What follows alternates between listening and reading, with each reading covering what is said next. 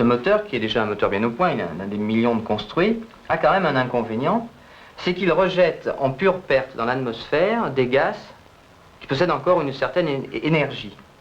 Les ingénieurs ont eu l'idée de récupérer ces gaz d'échappement. Pourquoi faire? Eh bien, pour entraîner une petite pompe, une petite turbine, qui, mue par ces gaz d'échappement, va entraîner un arbre avant de s'échapper par l'atmosphère. Eh bien, que va-t-on faire de cette puissance qui est sur cet arbre?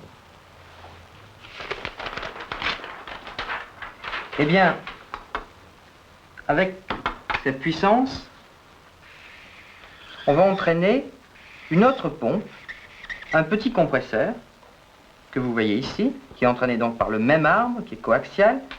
On va entraîner un compresseur qui va aspirer de l'air dans l'atmosphère, le comprimer, et cet air comprimé, on va le ramener dans l'admission du moteur, c'est-à-dire que le moteur va avaler de l'air comprimé. En avalant de l'air comprimé, et si nous dosons l'essence en proportion, ce moteur sera plus brillant, plus performant. Avec la technique du turbocompresseur, on a d'une part récupéré de l'énergie qui était gaspillée, et d'autre part, par l'intermédiaire de l'air comprimé par le compresseur, on a rendu le moteur plus brillant. Deux notions, donc, économie et performance des moteurs à turbocompresseur. Alors, dans la pratique, un turbocompresseur, c'est cela.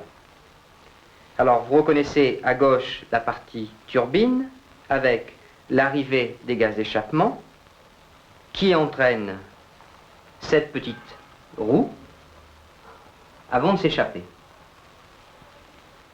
À droite, la partie compresseur, avec sa roue, entraînée par le même arbre, l'admission d'air et la sortie d'air comprimé vers le moteur ici.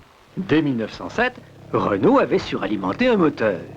La compression avait été étendue à la haute puissance et fait la renommée des autorails français. Toutefois, une partie de l'énergie était prélevée sur le moteur jusqu'à l'apparition du turbocompresseur. Sur camion, le turbo résiste à 250 000 km de trafic. Il permet à puissance égale une économie de 10%.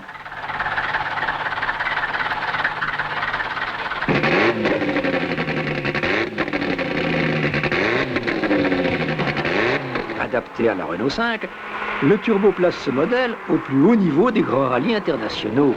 Commercialisée, la voiture sera la plus rapide des petites européennes de série. Associé au moteur de base V6, champion d'Europe 77 de Formule 2, le turbo prouve avec éclat ses aptitudes sportives en remportant les 24 heures du Mans 78.